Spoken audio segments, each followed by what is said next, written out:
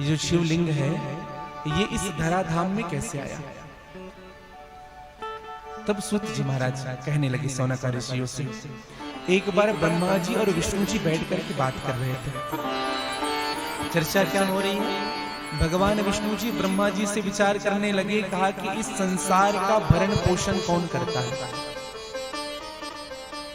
इस संसार में हमसे बड़ा कौन है जो इस संसार को चलाता है? इच्छा चे कोटि संसारा, रचत न लागत पल की बारा, जिनकी इच्छा से भृगुटि विलाप सृष्टि लय होई। इस संसार में श्रेष्ठ कौन है जो सबको देता है, जो हमें भी प्रदान करता है? कौन है वो? एक विशाल पत्थर सन्मुख आया। ब्रह्मा जी पूर्व की ओर खड़े हुए, भगवान विष्णु पश्चिम की ओर खड़े हुए और उस पर्वत को घुमाया गया। धीरे से घुमाना प्रारंभ किया, जैसे पंखा घूमता है। शुरू में तो धीरे धीरे घूमेगा, 1 नंबर में 2 नंबर करोगे तो थोड़ी तेजी आती है, 3 नंबर में और तेजी आती है, 4 और 5 में तो दिखता ही नहीं। घूमता गया घूमता गया घूमता गया और घुमाते गए और घूमता गया, घूमता घूमता घूमता घूमता घूमता एक लौ के आकार का हो गया, अग्नि के समान हो गया। अब और अग्नि के समान ही नहीं हुआ मेरे भाई बहन, इतना तेज घुमा कि उससे अग्नि प्रकट होने लगे। एक बिंदु बना, भगवान ने फिर हाथ डाला और घर्षण के माध्यम से जब उनको रोका गया तो वह बिंदु और कोई नहीं, वही भगवान शिव का लिंग बन सका था। बोले शंकर भगवान की। और यही पहला शिवलिंग है जो भगवान विष्णु और ब्रह्मा जी ने निर्माण किया। सबसे पहली बार ब्रह्मा और विष्णु ने इसी शिवलिंग की स्थापना भी की। ये शिवलिंग पृथ्वी पर पूजा जाएगा। भगवान शिव ने आकाशवाणी की, हे ब्रह्मा हे विष्णु, यही शिवलिंग पृथ्वी के मृत्यु लोक पर पूजा जाएगा।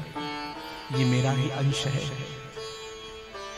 और यही शिवलिंग हुआ भैया। ब्रह्मा जी ने कहा कौन बोल रहा है? भगवान विष्णु तो समझ गए वो बोल रहा है, इसी के अंदर से बोल रहा है, लेकिन ब्रह्मा जी नहीं समझ पाए कौन बोल रहा है।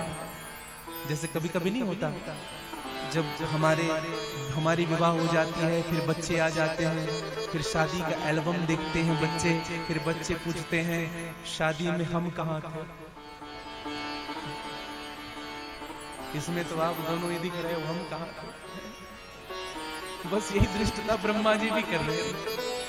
ब्रह्मा जी ने कहा कौन बोल रहा है? भगवान शिव ने कहा मैं कैसे समझाऊंगा? भगवान ने कहा रहने दो प्रभु। ब्रह्मा जी ने कहा हम देखेंगे कौन बोल रहा है। हाँ।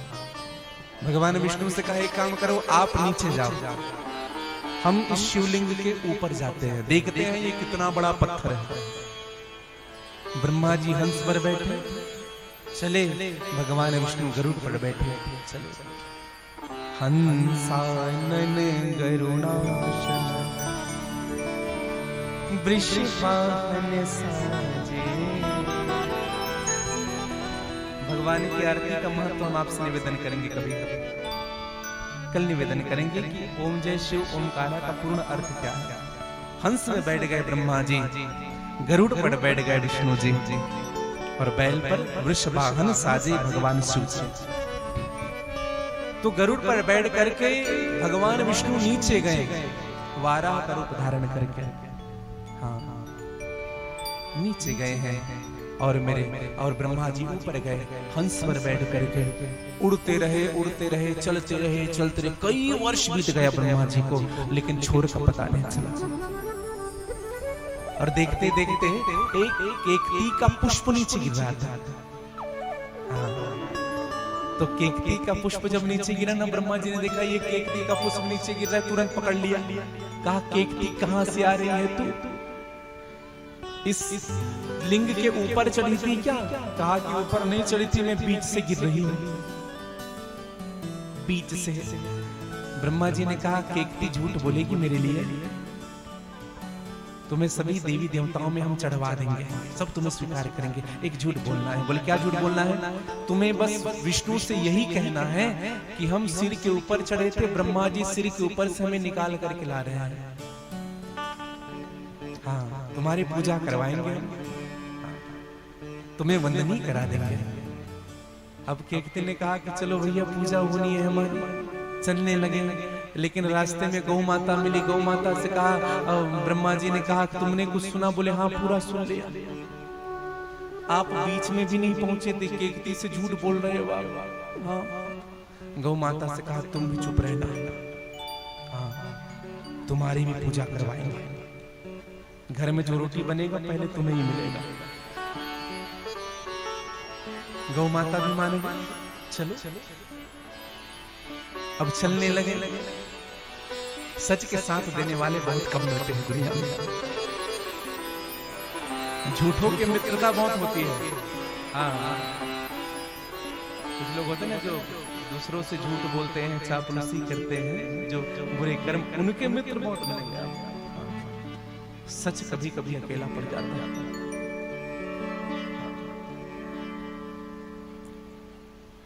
तो आज ब्रह्मा जी आए हैं केकती को लेकर के। विष्णु जी ने देखा, बोले कहां से आ रहे? बोले केकती है ये, इस लिंग के सिर पर चढ़ा था, हम उनको निकाल करके ला रहे हैं। हाथ जोड़ लिया भगवान विष्णु ने। धन्य हो ब्रह्मा जी, धन्य है। हाँ, बड़े सीधे हैं विष्णु जी। और जैसे चरणों में विष्णु जी ब्रह्मा जी के गिरने लगे, भगवान शिव ने कहा सावधान। फिर से अनाउंसमेंट हुआ, आवाज आया अंदर से, सावधान ये झूठ बोल रहा है, इन्होंने ऐसा नहीं किया, ये झूठ बोल रहा है।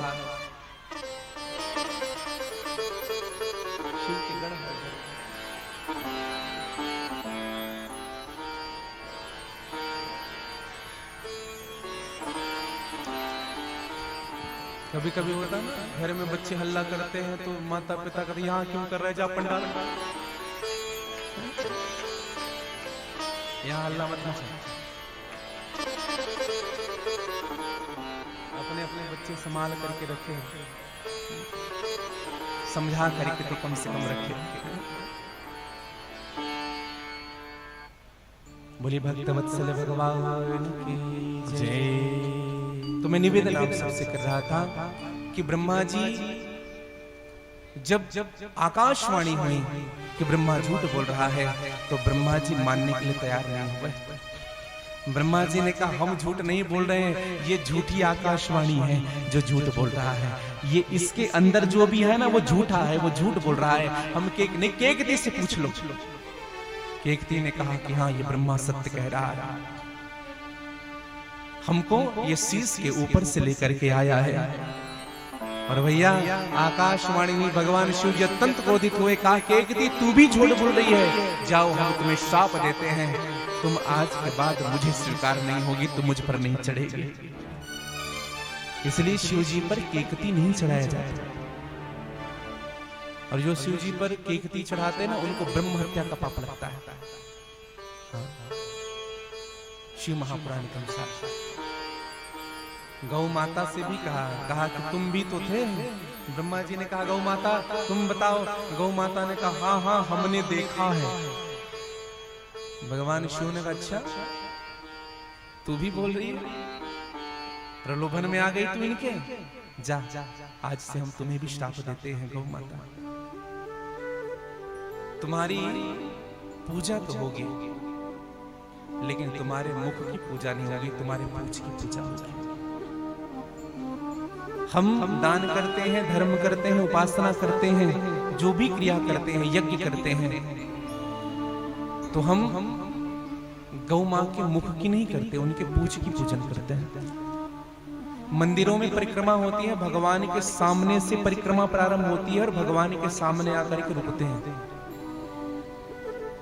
ये बार बार अर्ध प्रदक्षिणा की जो बात चल रही थी, बार बार आदि परिक्रमा कर लो। आदि का मतलब होता है पूर्व की ओर अगर भगवान है तो पश्चिम में मुख हो, फिर दक्षिण को स्पर्श नहीं होना चाहिए। शिव जी की परिक्रमा फिर से पूर्व की ओर। ऐसा कहा गया है, पूर्व को स्पर्श करके, वायव्य को स्पर्श करके, उत्तर को स्पर्श करके, कुबेर जी को स्पर्श करके, फिर ईशान्य को स्पर्श करके, ये भगवान शिव जी के पंच परिवार हैं। अनंत के रूप में भगवान शिव अर्ध परिक्रमा करने के कारण बताए गए। किस देवी देवता की कितना परिक्रमा करनी चाहिए यह शास्त्र बताता है। जितनी भी देवियों के मंदिर हैं, ध्यान दीजिएगा, दुर्गा जी है, काली जी हैं, शीतला मैया है, चंडी मैया है, जितने भी देवियों के मंदिर हम जाते हैं तो एक परिक्रमा करनी चाहिए, एक परिक्रमा। भगवान गणेश जी के मंदिर की, भगवान गणेश जी की पूजन करते हैं तो 3 परिक्रमा करनी चाहिए। ध्यान से सुनिएगा, भगवान लक्ष्मी नारायण, भगवान राम जानकी, राधे कृष्ण, इन सब की पूजन करते हैं तो 4 परिक्रमा करनी चाहिए। भगवान सूर्य नारायण की जब पूजन करते हैं तो 7 परिक्रमा करनी चाहिए, और जब भगवान शिव जी की पूजन होती है तो आधी परिक्रमा करनी चाहिए। ऐसे परिक्रमा करने का विधान है। एक निवेदन करूं आप सबसे, ब्रह्मा जी नहीं माने, शापित हुई गौ माता। देखो, मंदिरों की परिक्रमा होती है भगवान के सामने से भगवान तक, लेकिन गौ माता की परिक्रमा उल्टी होती है, पूंछ से प्रारंभ होता है और पूंछ में आकर के रुकता है, सामने नहीं होती दिया। गौ माता को शापित, और गौ माता को एक बार शाप नहीं मिला है, ध्यान से सुनिएगा, गौ माता को शाप मिला है 2 बार। एक बार कब शाप मिला? जब भगवान राम जी अपने पिता का पिंड दान करने वाले थे। हाँ, अपने पिता कौन? दशरथ जी का। तो संध्या हो चुका था, राम जी ने कहा कि पिंडदान संध्या हो चुका है तो अभी कैसे बनेगा।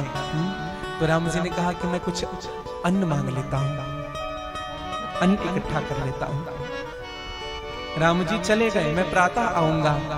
लेकिन राजा दशरथ जब स्नान करने के लिए, जब सीता मैया जब प्रातः गई तो राजा दशरथ ने मां सीता से कहा, बेटी मैं नरक चला जाऊंगा, बेटी मुझे विलंब हो रहा है, मेरा पिंडदान कर दे। शास्त्र कहता है मेरे भाई बहन, अभी रामकुंड में कथा हो रही थी तो किसी बहन ने हमको एक प्रश्न पत्र लिखा था कि गुरुजी क्या बेटे ही अग्नि संस्कार कर सकते हैं? क्या बेटी ही पिंडदान कर सकते हैं? क्या बेटियां नहीं जा सकती? मेरा कोई भाई नहीं है, मेरा कोई परिवार नहीं है, तो हम क्या करें? मेरी बड़ी इच्छा है। तो मैंने निवेदन भी किया था, पूर्ण रूप से अधिकार आप मत लीजिए। भाई नहीं है, आपके चाचा जी हैं, गोत्र में कोई है, या किसी श्रेष्ठ ब्राह्मण से अग्नि संस्कार करवाइए, हाथ स्पर्श आप कर सकते हैं। निवेदन करना। तो पिंडदान मां सीता ने किया। हाँ, पिंडदान किया है मां सीता ने।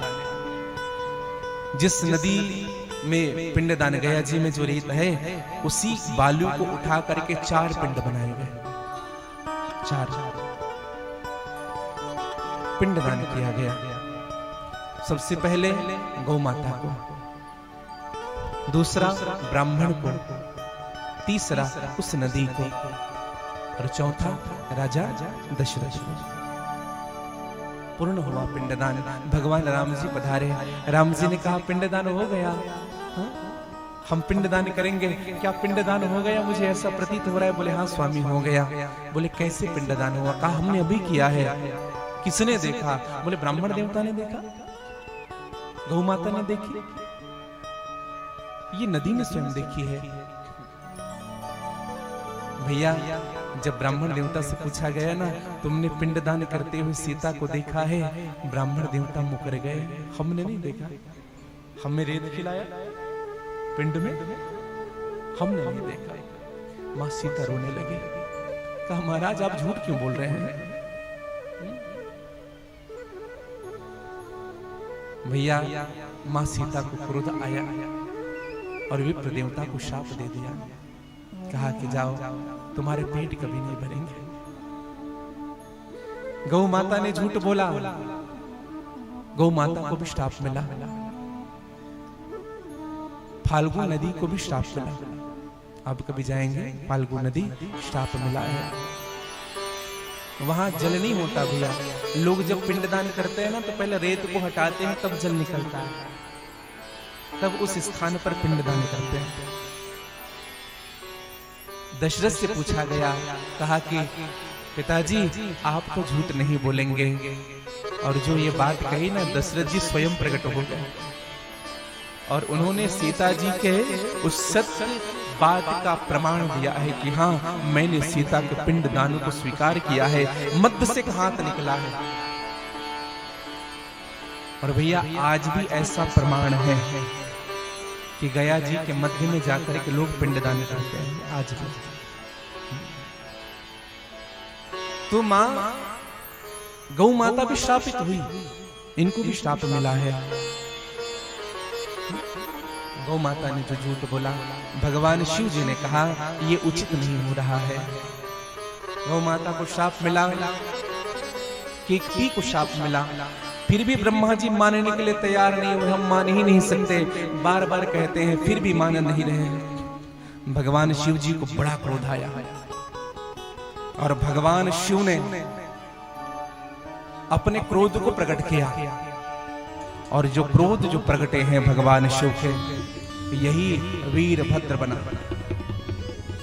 और वीरभद्र ने जा करके तलवार पकड़ करके ब्रह्मा जी के एक मस्तक को काट दिया। 5 मुख थे ब्रह्मा जी के, एक मस्तक कटा, बज गए 4। एकानन चतुरानन पंचानन राजे। एकानन कौन? भगवान विष्णु। चतुरानन कौन? भगवान ब्रह्मा। पंचानन कौन? भगवान शिव। अब तो 4 सर के हो गए ब्रह्मा जी। ब्रह्मा जी ने अंत में क्षमा मांगी और मेरे प्रभु ने उनको स्वीकार किया। और ब्रह्मा जी और भगवान शिव जी मध्य में, ब्रह्मा जी, भगवान शिव जी, फिर भगवान विष्णु बैठ करके महाशिवरात्रि का पवित्र पावन पर्व है और शिवरात्रि मनाई गई है। सबसे पहली शिवरात्रि ब्रह्मा और विष्णु ने मनाई, रात भर जग करके शिवरात्रि मनाई गई है। ब्रह्मा जी के मस्तक को काट दिया गया, और ब्रह्मा जी का मस्तक जब कटा, और किसमें काटे थे मस्तक को बता? तलवार तो रखे थे, तलवार तो चलाए थे, लेकिन तलवार से मस्तक नहीं कटा था, उनके नाखून से मस्तक कटा था काल भैरव। और जो मस्तक कटा ना, ब्रह्मा जी का छोड़ने का नाम नहीं ले रहा था, मस्तक चिपक गया था हाथ में। हाँ, ब्रह्मा जी का मस्तक चिपक गया था, तो छूटा कहाँ छूटा? दौड़े हैं भगवान। कहां दौड़े? सीधे जहां शिव जी विद्यमान है। शिव जी तो नहीं थे, अब कहां जाए, कहां जाए, कहां जाए, कहां जाए? भगवान दौड़े हैं, खूब दौड़े हैं और खूब दौड़े हैं। और जब काशी के पृथ्वी में मेरे प्रभु प्रवेश करते हैं, तो प्रवेश करने के पहले ही यह जो ब्रह्मा जी का जो मस्तक था वह छूट गया बाहर, फिर प्रवेश हुआ है। फिर काल भैरव भगवान ना उसी काशी में जाकर के विद्यमान हो गए। बोले काल भैरव भगवान की जय। ब्रह्मा जी के जो रक्त बहे, यही कर्मनाशा नाम की नदी बनी। हाँ, ये जो कर्मनाशा नाम की जो नदी है ना भैया, हाँ, आप कभी जाएंगे तो आपको प्रयाग और लखनऊ के मध्य में मिलेगा यह जो कर्मनाशा नाम की जो नदी है। शिव पुराण कहता है, आप कभी जाएंगे तो नदी के बाहर लिखा होगा नोट, यहाँ हाथ ना धोए, यहाँ कुल्ला ना करे, यहाँ स्नान ना करे। अगर एक उंगली भी अगर चला जाए ना उस नदी के अंदर, तो आपके ही नहीं, आपके 7 पीढ़ी में जितने दान धर्म भागवत शिव पुराण जितने पुण्य के सब खत्म। एक उंगली भी अगर चला गया, हाँ, जो कर्म को नाश कर दे, ये कर्मनाशा नदी। हाँ। और विशेष रूप से ऐसा शास्त्र कहता है कि काशी में ब्रह्म हत्या ने प्रवेश नहीं किया। और यहां तक से प्रमाण है, जो गौ की हत्या भूल से जिनसे हो जाती है या जिनसे ब्रह्म हत्या हो जाती है, वह काशी के पृथ्वी पर प्रवेश करते ही उनके ब्रह्म हत्या नष्ट हो जाते हैं। भगवान शिव जी के उस स्थान पर प्रवेश करते ही उनके ब्रह्म हत्या नष्ट हो जाते हैं।